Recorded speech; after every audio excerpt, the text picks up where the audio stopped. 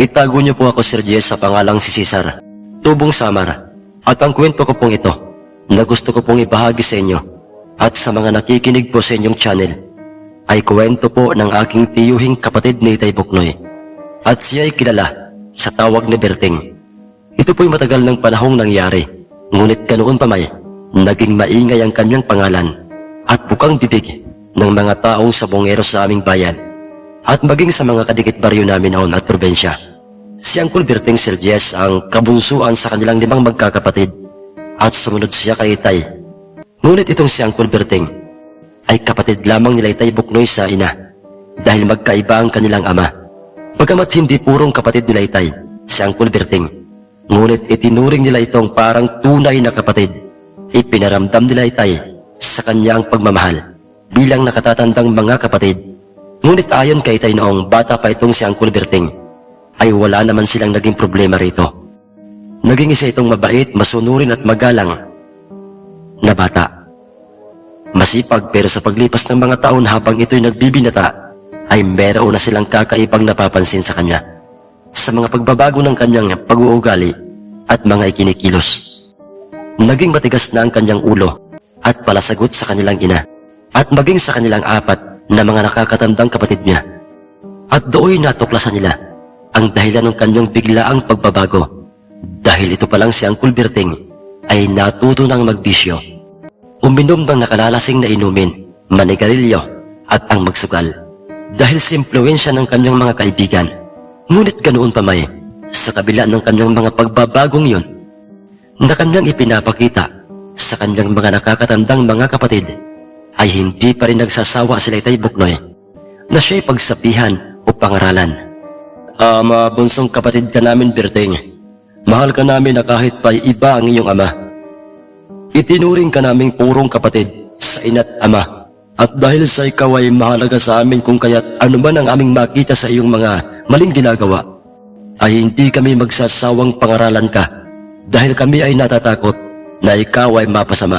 Ang nuipayo ni Itay Buknoy sa kanya, ngunit para bang nagbingi-bingihan lamang ito o yung tipong parang wala bang naririnig. Ganoon pa may, sa kabila ng lahat ng yun, ay hindi pa rin huminto sila Itay. Sa halip na sundin ni Uncle Berting o pakinggan sila Itay, ay parang mas lalo pa nga itong lumala. At yun ang rason kung bakit inatake sa puso ang kanilang ina. Nawala man ang kanilang ina, ngunit hindi man lang nagbago si Uncle Berting. Sa halip ay mas lalo pa nga itong lumala. Kung nooy uminom at manigarilyo lamang ang kanyang nalalaman, kasama ng kanyang mga kaibigan, ay natuto na rin siyang magnakaw o manulis sa mga may kayang pamilya sa aming bayan, maging ang magnakaw ng mga kalabaw, kambing at kung ano-ano pang mga uri ng mga hayop na pwedeng nakawin at ibenta. Naalarma na noon sila Itay Buknoy sa posibleng masamang kahahantungan ng buhay ni Uncle Berting. Hanggang sa dumating ang isang umaga noong merong nakarating na masamang balita kina Itay dahil, Kap, ano pong sadya niyo't ba't kayo naririto kasamang mga tanod? Buknoy, narito kami upang magbakasakaling baka naririto ngayon sa inyo si Berting, ang inyong bunsong kapatid. Wala siya rito, Kap. Mag-iisang linggo na siyang hindi umuwi rito. Kami nga'y masyado nang nag-aalala na baka kung anong nangyari sa aming bunsong kapatid. Kung ganoon, Buknoy, hindi pala nakarating sa inyo ang balitang kasama si Berting ng kanyang mga kaibigan nang patayin si Ginoong Ambrosio sa kabilang barangay.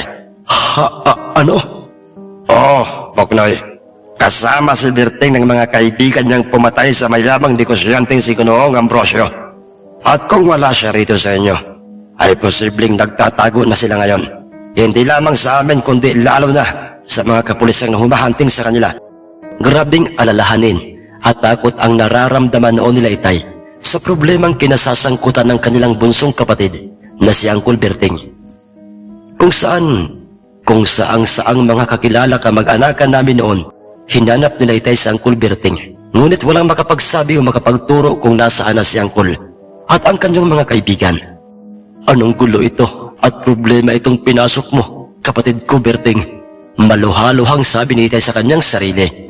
May ilang buwan at mga taong hindi na talaga nagpakita pa kina Itay si Uncle. Ngunit sa kabila ng lahat ng mga yon, ng mga pangyayaring yon, ay ni minsan hindi nawalan ng pag-asa si Taytay. Umaasa silang buhay pa ang kanilang pinakamamahal na kapatid. At ito'y walang sawa nilang ipinapanalangin sa itaas. Lalo't ang higit nilang ipinagdarasal na sana'y magbago na ito ng kanyang maling mga ginagawa. Samantalang si Uncle Berting ayon sa kanyang ikinwento kay Taytay nang mawala siya sa aming bayan kasama ng kanyang mga kaibigan, ay doon pala sila nagtungo ng kanyang mga kaibigan sa isang liblib na baryo. Ngunit sakop pa rin ng Samar. Sa baryo kung saan ay hindi ito nararating ng mga kapulisan dahil sa ito'y napakalayo sa sentro, lubak-lubak at maputik ang daan patungo sa nasabing baryong yon. Sa baryo ng mga taong kung ihahalin tulad ay baryo ng mga katutubo. Doon silang apat na kanyang mga kaibigan nagtago upang iwasan at takasan ang kanilang krimeng nagawa. At ayon pa kay Uncle Berting, nang sila ay naroon na sa lugar na yon, ay doon hindi niya inaasahang doon niya mararanasan ang mga kababalaghan ng mundo, kung saan ay hindi niya sukat akalaing yun pala ay totoo. At ang mga mismong kababalaghang nangyari sa kanila doon, ay yun ang magiging daan upang siya'y matauhan sa mga maling kanyang ginagawa. Kakang Goryong, kami po ay nagpapasalamat sa inyo at kami po'y inyong tinanggap dito po sa inyong komunidad kasama po ang inyong mga nasasakupang mga katutubo. Tinanggap ko kayo rito bilang mga bisita sa loob ng ilang mga taon. 3 taon, di ba iyo? Berting, 3 taon kayo rito halos tumagal. Opo, Kakang Goryong. 3 taon na po. Kayo'y tinanggap ko't pinatira rito. Hindi upang tulungan kayong takasan ng inyong mga krimeng ginawa. Tinanggap ko kayo rito dahil maayos naman kayong nakiusap. Pero mga iho, ito lang ang masasabi ko sa inyo. Ano po yun, Kakang Goryong? Iho, hindi pa huli ang lahat para sa inyo. Mga bata pa kayo. May panahon pa para kayo'y magbago mga iho. Sumuko kayo sa mga pulis na naghahanap sa inyo. Bayaran nyo sa kulungan ang kasalanang nagawa nyo. At kung sakaling pala rin kayong makalabas ng kulungan, ay baguhin nyo na ang takbo ng inyong mga buhay. Itama nyo ang lahat ng mga maling ginawa nyo noon. Pahalagahan nyo ang mga taong nagmamalasakit at nagmamahal sa inyo. Kakang Goryo. Aminado si Uncle Berting na siya'y tinamaan sa mga katotohanang mga sinabi niyon sa kanya ng matandang leader ng mga katutubo. Do'y biglang pumasok sa isip niya si Taytay Buknoy. Ang mga nakakatandang mga kapatid ko. Kumusta na kaya sila? Nasasabik na akong makita sila. Patawarin niyo ako. Hindi ko pinakinggan ang inyong mga payo't paalala sa akin. Kaya hito ako ngayon, nagtatago. Walang kalayaan. Ang sampit na ang Berting sa kanyang sarili. Ngunit yun ay alam ng matandang katutubo. Dahil hindi pa huli ang lahat, Iho Berting. Kung susundin mo ako sa mga sinabi ko sa iyo kanina, na kayo'y sumuko sa mga alagad ng batas, ay malaki pa ang tsansang kayo ay magbago, Kakang Goryo. Ang kanilang mga pag-uusap ay pinasag ng isang kaibigan ni Uncle Berting at nagngangalang si Maximo. Makakuwan po, Kakang Goryo. May tanong lamang po ako sa inyo. Maano yun, Iyo? Kuwan po Matagal na po kaming naninirahan dito po sa inyong lugar. Magta3 taon na. Hindi po ba? Pero ang aming ipinagtataka o ang ipinagtataka ko lamang po, yun bang nag-iisang kubo doon sa tuktok ng borol na yon o sa mataas na parte ng lupang ito? Dito po sa lugar nyo. Kanino po bang kubo yon? Sino po ba ang nagmamayari noon? Ang tanong na yun ni Maximo kay Kakang Goryo ay siya namang naging tanong ng 2 pa nilang kaibigan na sina Peter at Rogelio. Kuwan mga iyo. Ang kubong yun ay walang nagmamay-ari. Matagal ng panahong nakatirik yan. Ano po, Kakang Goryong? Matagal ng panahong nakatirik dyan. Yang kubong yan pero hindi nagigiba. Papaano kung may dumating na malakas na unos o bagyo? Tiyak kong ililipad ng malakas na hangin yan.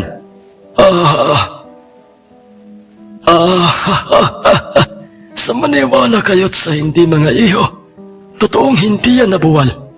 O naging inilipad man lang ng malakas na hangin. Nakarating na po ba kayo sa kubong yon? Ano po kayang laman ng kubong yan? Wala yang laman sa loob. Nakatulad ng ating makikita sa isang ordinaryong kubo. Papag lang ang meron dyan. Oo, marami nang nakarating diyan. Ako at ang iba pang mga katutubong naririto. Ganoon ho ba, Kakang Goryo? Ibig po palang sabihin ito ay pwede kaming pumarayan kahit sino man sa aming apat na mga magkakaibigan. Pwede naman, iho. Iyang kaso hindi kayo pwedeng abutin ng dilim sa kubong yan. Ha? Bakit po, Kakang Goryo? Dahil delinkwente ang lugar na yan. Ang kubong yan ay may mga nakatirang ibang mga nilalang. Nagsisilabas-pasok sa kubong yan. Ang mga maligno, sa oras na kakagat na ang dilim, sa araw ay isa lamang yang ordinaryong kubo. Pero sa tuwing sasapit na ang gabi, ay peligro ang mangyayari sa mga taong abutan ng dilim sa loob ng kubong yan. Hindi naman po sa Kakang Goryo. Parang hindi po kasi kapanipaniwala yung sinasabi niyong yan.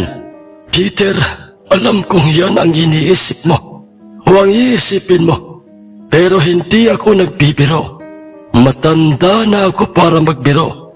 Dahil meron ng mga nabaliw sa kubong yan. Ano po? Ang ibig niyo po bang sabihin ay may mga katutubong inabot na ng gabi dyan sa kubong yan? At pinakitaan ng mga maligno, kaya nabaliw? Hindi katutubo, iho. Kundi mga kriminal, mga pugante.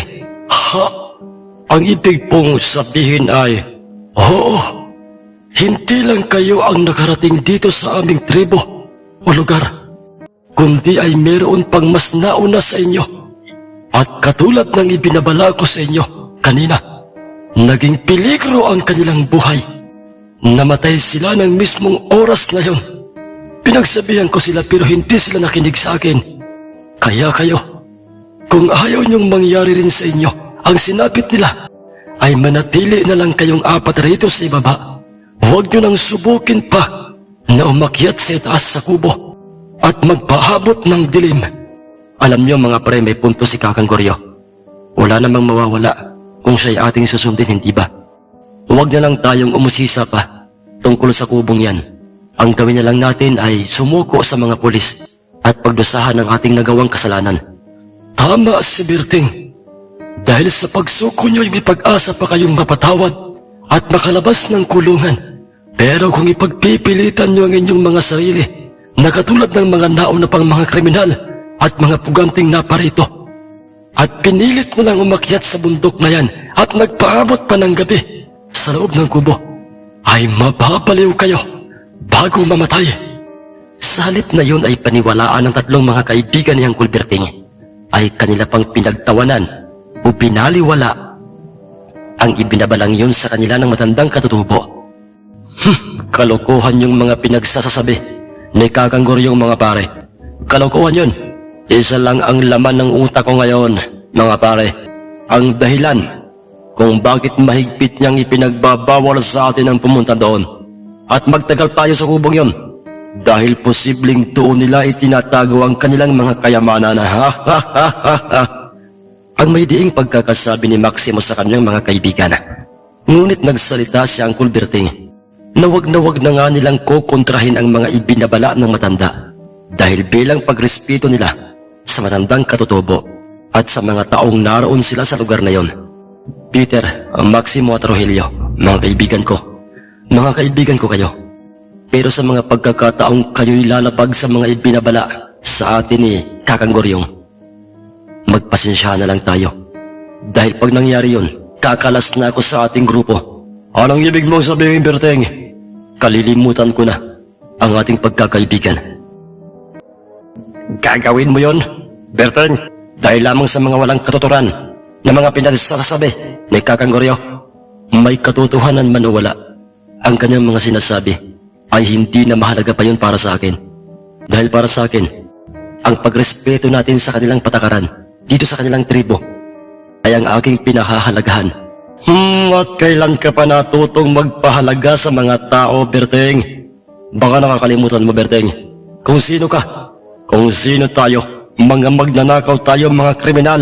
Wala tayong pinipiling taong pinagnanakawan. Kaya nga tayo nasa buweset na lugar na ito. Dahil nagtatago tayo sa mga humahanting sa atin, Berting. Nakalimutan mo na ba na ikaw ang pumatay sa mayamang negosyanteng si Ginoong Ambrosio? Sinaksak mo siya, Berting. At kami, bilang mga tapat at tunay mo mga kaibigan. Kaya heto, kasama mo kami sa pagtatago. Hindi ko nakakalimutan yun, Maximo. Aksidenteng nasaksak ko noon si Ginoong Ambrosio dahil gusto niya akong barilin. Aksidente man o self-defense ang idadahilan mo, Berting. Nakapatay ka pa rin, Berting, tandaan mo yan. Tama na ang ating pag-uusap, Maximo. Kayong tatlo, buo na ang pasya ko. Nasa oras na sinuway niyo si Kakang Goryo, magpasensyahan na lang tayo. Diyan na kayo. Buwang-buwang ka, Berting. Malas mo lang. Dahil sa oras na totoong may mga kayamanan sa loob ng kubong yon at makuha namin, isasama ka naming ililibing sa lupa kasama ng mga katutubong ipinagtatanggol mo at ng matandang si Kakang Goryo. Ano? Talaga bang seryoso ka sa mga sinasabi mo, Maximo? Papatayin ba natin si Berting? Hindi ba't kaibigan natin siya, pre? Noon yon, paring Rogelio. Pero sa oras na siya'y magmatigas, magkatabi kong ililibing sa lupa ang bangkay nilang dalawa ni Kakang Goryo. Kaya naman ay kayong dalawa, Peter Rogelio. Maghanda kayo ng inyong sarili.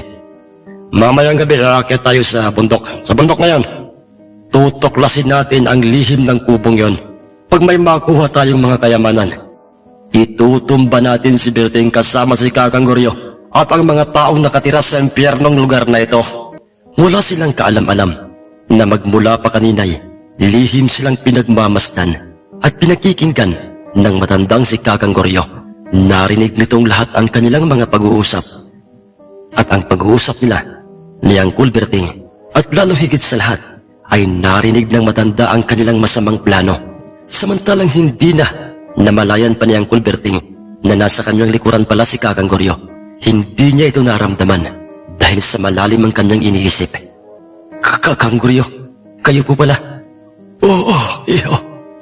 Kanina pa ako rito at alam ko ang mga kaibigan mo ang iniisip mo. Opo, Kakang Goryo. Ramdam ko kasing magpipilit sila sa kanilang gusto. Bagay na ayoko sanang gawin nila. Matagal kaming naging magkakaibigan, kaya't kabisado ko na ang ugali nilang tatlo. Pabayaan mo sila, iho. Total hindi lang naman ako ang hindi nagkulang sa pagpapaalala sa kanila, kundi ay maging ikaw. Ang ibig niyo po bang sabihin ay, oo, iho. Berting, rinig na rinig ko ang inyong mga palitan ng mga pag-uusap ng iyong kaibigang si Maximo kanina. At rinig na rinig ko rin kung ano ang sinasabi ng iyong puso, Kakang Goryo. Hindi ka likas na masamang tao, Berting. Sa inyong apat, ikaw ang nakikita kong may pusong kakaiba. Hindi ka pagganap na pag-aari ng kasamaan. May panahon pa, iho, para itama mo ang lahat ng mga maling nagawa mo noon. Mahalin mo at pahalagahan mo ang mga taong totoong nagmamahal at nagmamalasakit sa iyo. Hindi yung mga taong kahaman, kriminal, na katulad ng tatlong sina Maximo. Pero papaano po, nakapatay po ako? May pag-asa pa kayang maging malaya ang tulad kong kriminal? Huwag mong pangunahan, iho, ang takbo ng panahon. Magtiwala ka sa itaas.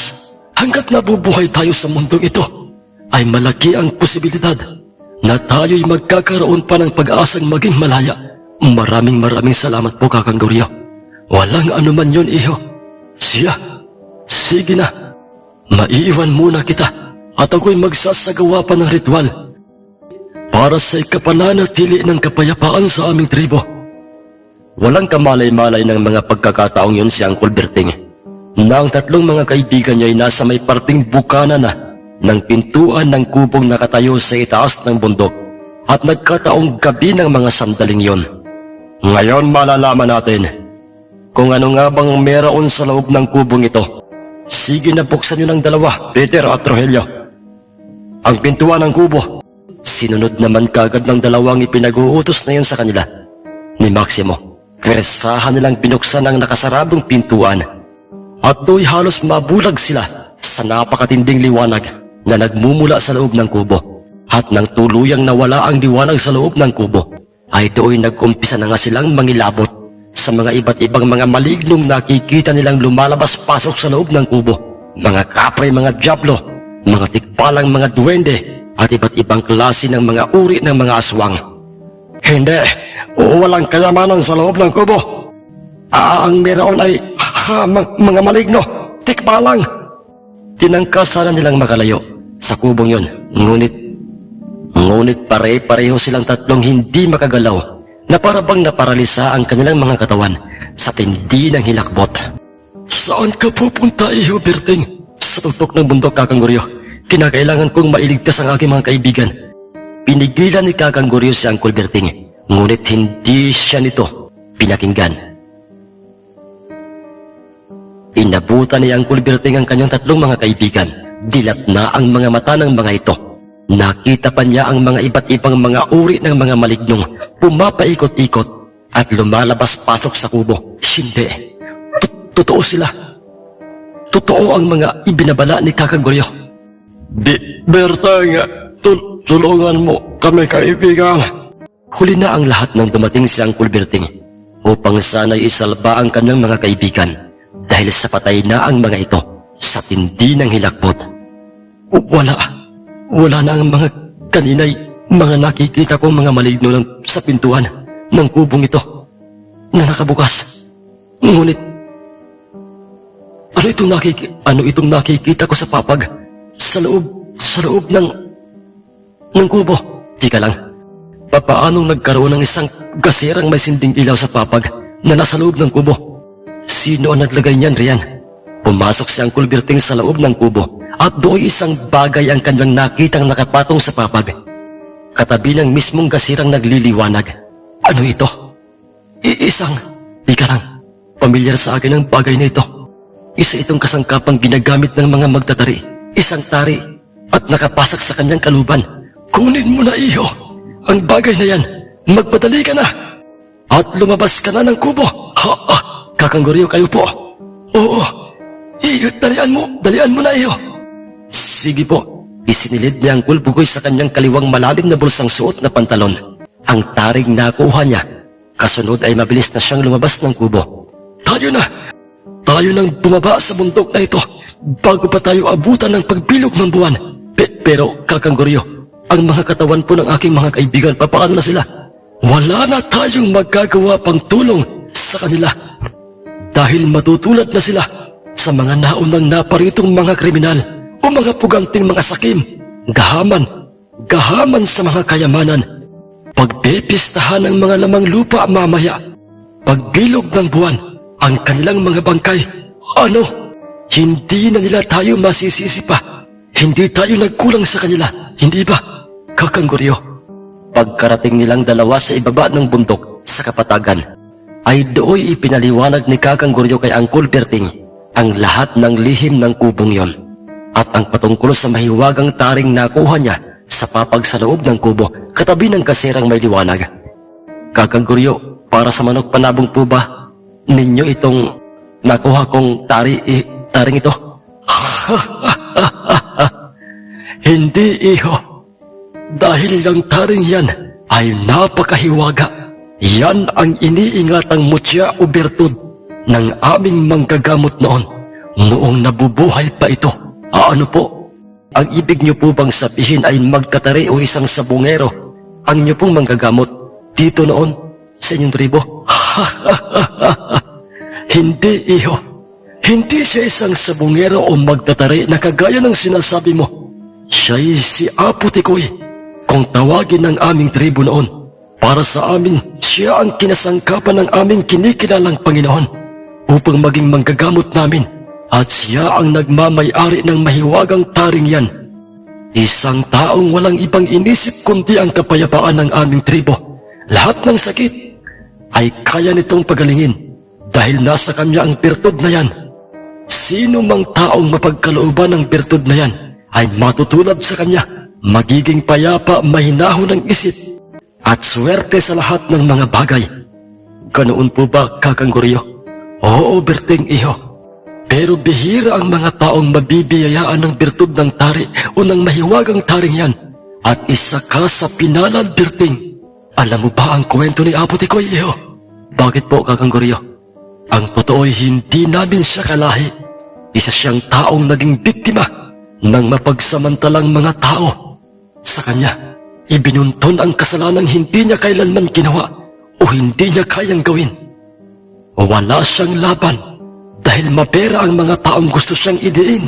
Dahilan upang siya'y magpakalayo-layo at nakarating dito sa aming tribo. At katulad mo, Berting, unang tingin ko pa lamang sa kanya, nakita ko na ang totoong nilalaman ng kanyang puso, kung ano ang kanyang totoong pagkatao. Magkapareho kayo, Berting, kaya hindi nakapagtatakang sa'yo. Nakatadhana ang mahiwagang taring yan na siyang birtud ni Apo Tikoy. Ang ibig po bang sabihin ay nakita rin noon ni Apo Tikoy ang mga iba't ibang klase ng mga maligno sa kubong yon bago niya mapasa kamay itong sinasabi niyo pong mahiwagang taring ito? Hindi, Iho. Anong? Iyan ay kanyang nakuha at pinagkaloob sa kanya. Hindi sa kubong yan, kundi sa kuweba. Sa likuran ng kubong yan. Papaanong napunta itong hindi pangkaraniwang tari sa kubo? Teka lang, ang ibig bang sabihin nito'y matalino ka, Berting. Oo, dahil ang kubong yan ay pagmamay-ari ni Apo Tikoy. Halos kaidaran mo lang siya nang siya'y mapadpad dito sa aming tribo.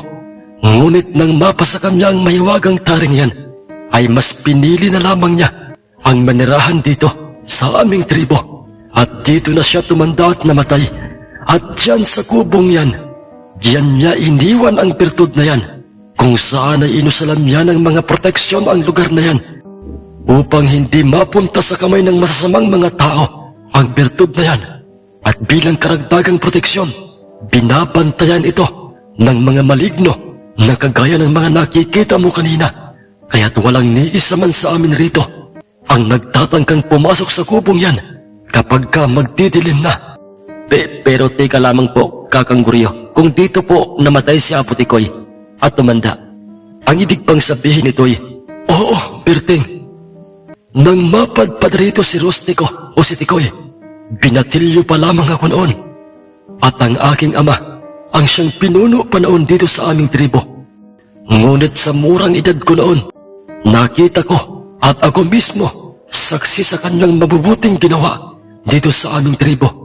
At alam mo bang, ang birtud na yan, ang mahiwagang taring yan, ay mabisang-mabisa na pangontra at kinatatakutan ng mga aswang. Ganoon po ba? Oo, Berting.